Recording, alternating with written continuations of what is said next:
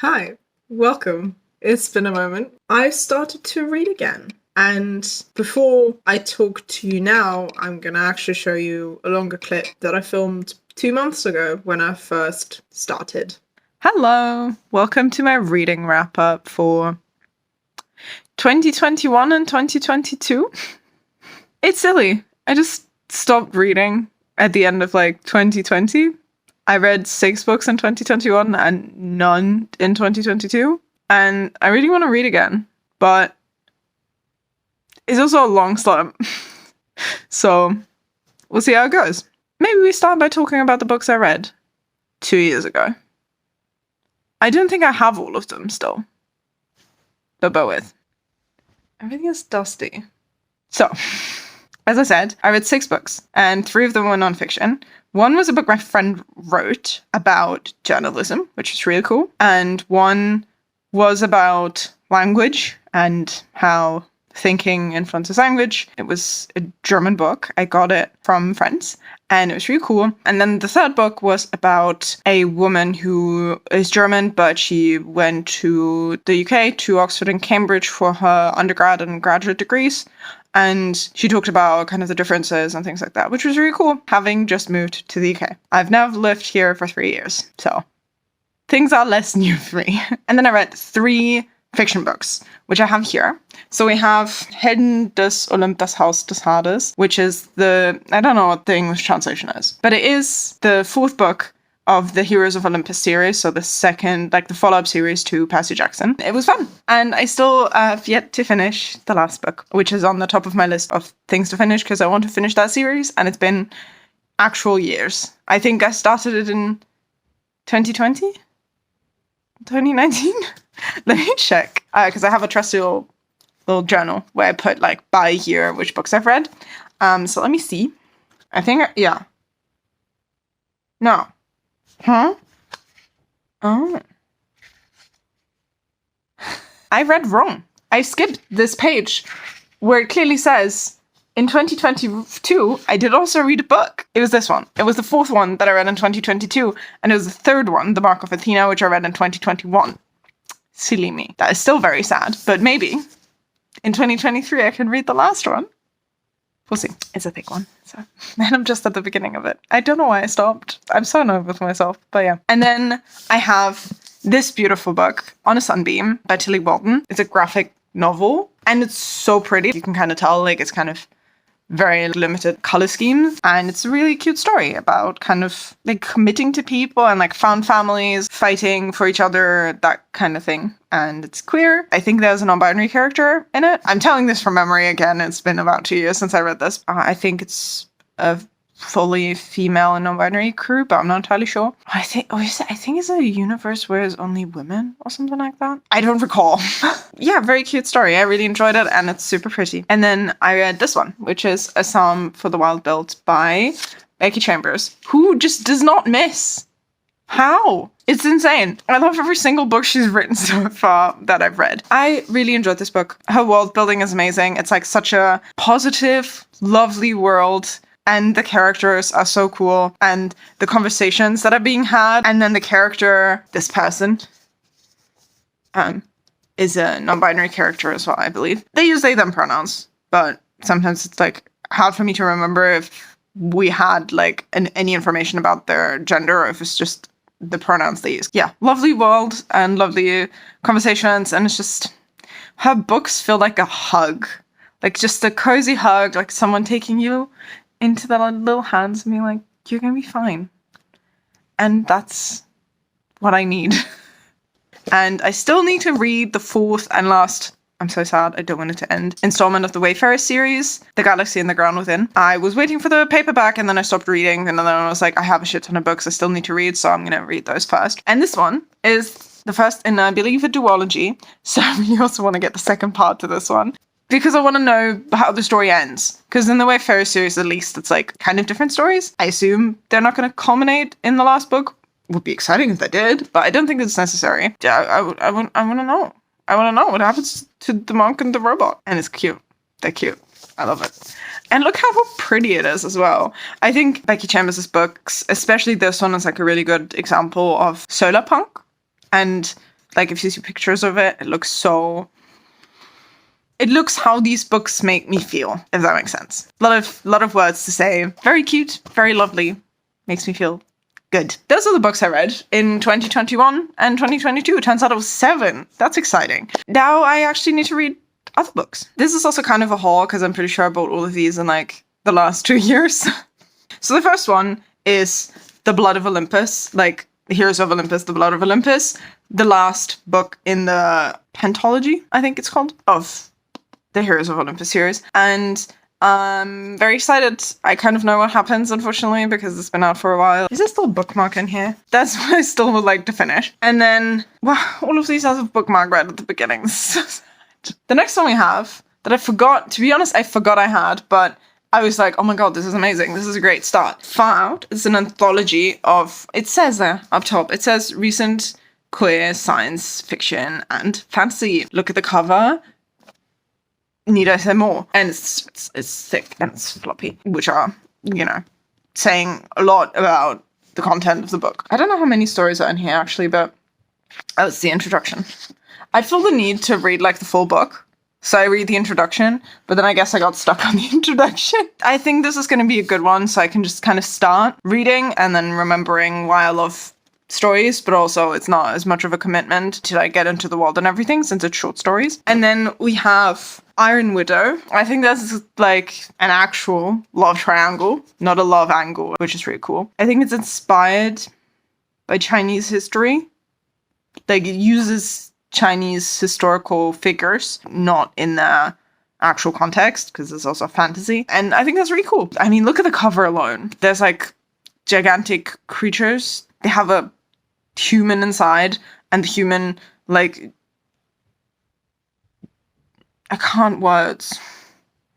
My brain is not braining today. But also, this is the first of like at least 2 books. It's not finished with this one. So I think because of that, I might be a bit hesitant, because that, you know, means a bigger world, and also it's not thin. We'll see. And then I also have a nonfiction book about queer data, because that's fun, because I'm queer and I like data. And I want to learn more. And I think that's really cool. And it's kind of thin, but also it's full of data. So I don't think that means much in terms of how tricky it is to like get through. So yeah, we'll see how it goes. I'm not going to leave you hanging at the end of the video not knowing if I read these books. But I also don't know when I'm going to actually finish this video. So subscribe for bi-yearly wrap-ups. That was that. Welcome back to the present. I've actually read a few books. None of them very long. And I've run into another conundrum, but one after the other. So, actually, to start with, right after that video, I decided I was sick of having my books in like open shelving. It was like more of a kind of improvised type of situation, and it looked kind of cute, but also everything was dusty and I was just very unorganized and I didn't like it. So I got a cupboard and everything is behind doors now, so I can organize it and make it look cute with like little decorations without it getting dusty or anything like that. So I'm very pleased with that. And then once I got done with that, I also started to read again. I read a bunch of small books, basically. I read these 2 books, very short, like Penguin Classics versions of a bunch of Oscar Wilde quotes and of poems by Sappho, which I love. I am not a huge like classics reader. I think I struggle to read books that are quite old. At least they're both queer people, and I think especially, you know, at that time, was not easy, so I'm still happy to read them, although I've read Oscar Wilde's longer versions before. I read one book and it was not for me. So I'll stick with his short quotes, I think. So these were really good, really fun, not much to say about them. I mean, the poems were really nice, the quotes by Oscar Wilde more like witty and fun, but you know, they have like some truths in them that are quite nice to like look at and be like, yeah, actually that's a good point. So yeah, these are nice. Actually, the first book I read, which took me, I think, about a week, and I was on holiday at the time as well, so it's not a representative time frame for me to read a book. Unfortunately, it takes me quite a while, it turns out. But was Prayer for the Crown Shy, which is the sequel to the novella I showed you in the previous clip. So it's the second, and I think so far last, of the Monk and Robert series, and it was so nice. The characters are so lovely, and the character development is great. And just, I love the world that Becky Chambers built. It's not a capitalist society. It's like super in tune with nature. It just made me feel really good. And, you know, sometimes it's nice to have a glimpse into society where you're like, yeah, no, everybody's like doing their own thing and everything is like kind of chill. Just to see this really nice interpretation of humans that are like kind and don't take advantage of each other and things like that. Like, it just, you know, makes me feel good. So I really enjoyed that. And it was just really lovely. And also it's so nice and pretty. And then I read the first of the 3 parts of The Promise, which is a Avatar The Last Airbender comic series, one of several. And I want to read them all because I love Avatar The Last Airbender. It's so wholesome and so cute, but also like so iconic. And I really enjoy it. And I really enjoyed the comic, and I read it really fast, obviously, because it's about 50 pages long, and it's mostly pictures. But yeah, it was really cool. Also just seeing the characters again, but in a new story. So I slowly but surely want to collect like the comics. Because it's not that many, I think it's okay, because it's like, I think if you add them all together, it will be like a stack like that. I think this is a nice way to just have like a part of media that I really enjoy. So I'm very pleased with that as well. So those are the 4 that I've read. And then the problem was that I started too many books. So basically there were multiple instances where I still went to the bookshop to buy, you know, books. Then I would start reading them and then I would stop. Most recently I got 2 books, this one, and I literally just started reading like the first like 5 pages of this. But I'm also not sure I'm going to continue reading it right now because there's so many others that I've already started. Then we have The Galaxy and the Ground Within, which is the last of the Wayfarer series. So I kind of don't want to read it already. And I started, like, again, the first 5 pages. Same for this one.